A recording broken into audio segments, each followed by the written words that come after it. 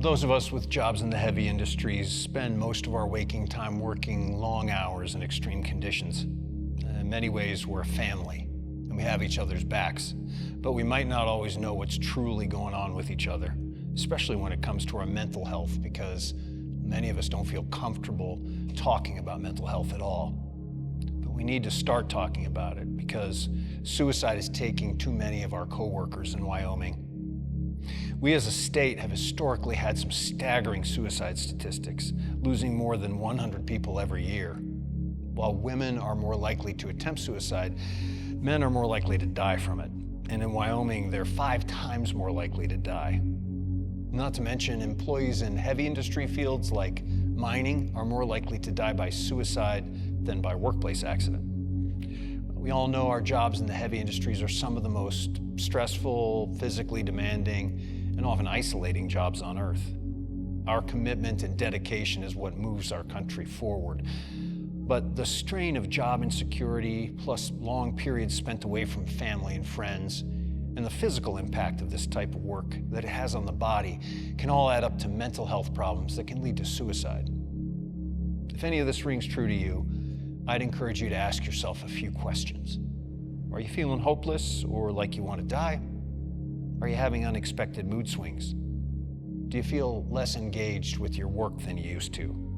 Do you miss work more often? Are you withdrawing and isolating from others? Now, if you answered yes to even 2 of these questions, it's important to talk with a health professional about how you're managing your stress and mental health.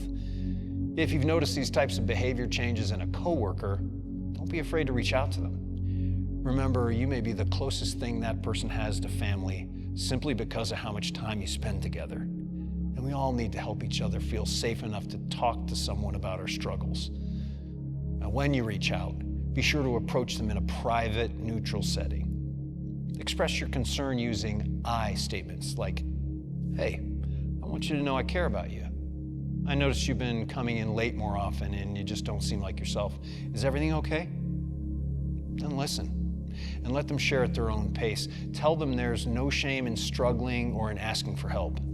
Validate their feelings and encourage them to talk with a medical professional. You can even offer to help them call or text the National Suicide and Crisis Lifeline at 988. Ask them, "Can we do this together?" and just see what they say. Now, the bottom line is to trust your gut and start the conversation. It's up to all of us to create a culture of safety and wellness at work. Now, if you or someone you know needs help, talk with a medical professional. Losing a coworker and friend to suicide can lead to grief and trauma for all of us. So let's pay attention to one another like the family we are. It's our job to help keep one another safe and alive.